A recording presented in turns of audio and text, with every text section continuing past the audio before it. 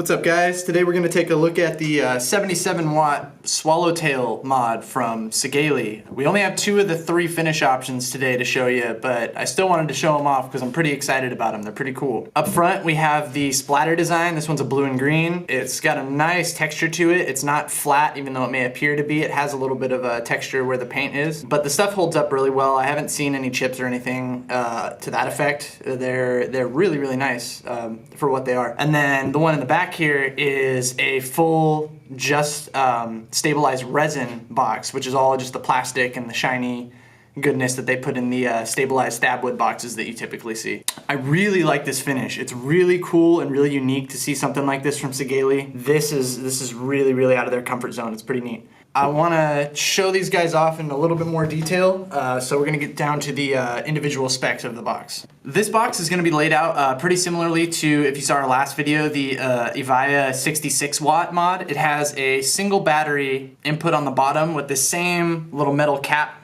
that just kind of unscrews like so, and your battery goes right in there.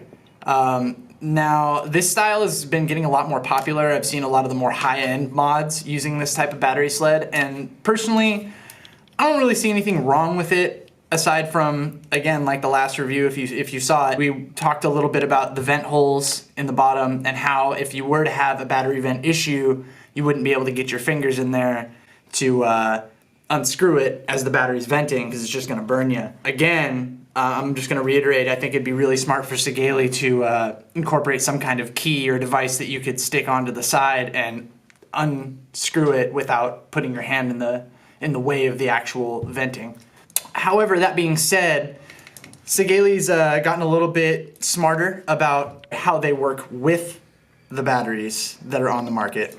They aren't trying to push a single battery farther than it should be pushed anymore, and they're not trying to push dual batteries quite as far as they've tried to push them in the past, because they've wised up a little bit to the battery safety issues that people have been running into. With the 66 and the 77, they're a nice balance of power and draw for a single battery. So you won't typically run into a lot of vent issues with this type of device versus an old school 150 or something like that.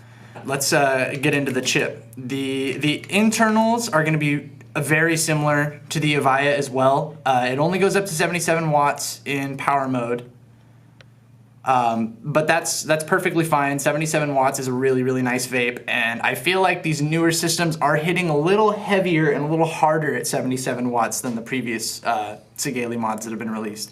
So don't let 77 scare you. It's pretty comparable to the claims from other vapes that don't quite cut it. Alright, so 3 clicks of the fire button takes you into your main menu, and you have all of your same settings that you see in the 213 model, the 218 model. Most of the new Sigelei models are offering this menu thing, which is really cool. It lets you customize everything through TCR and TFR if you want to kind of build your own settings, and then power, stainless steel, nickel, nichrome, all that good stuff. Myself, I'm a power user, and this one does that very well. If you are a temp control user, it does still offer all the same adjustment settings, like the preheat power adjustment, the set and read resistance for temp control. You have all the same options that are available to you in the older mods, just at a single battery operating power.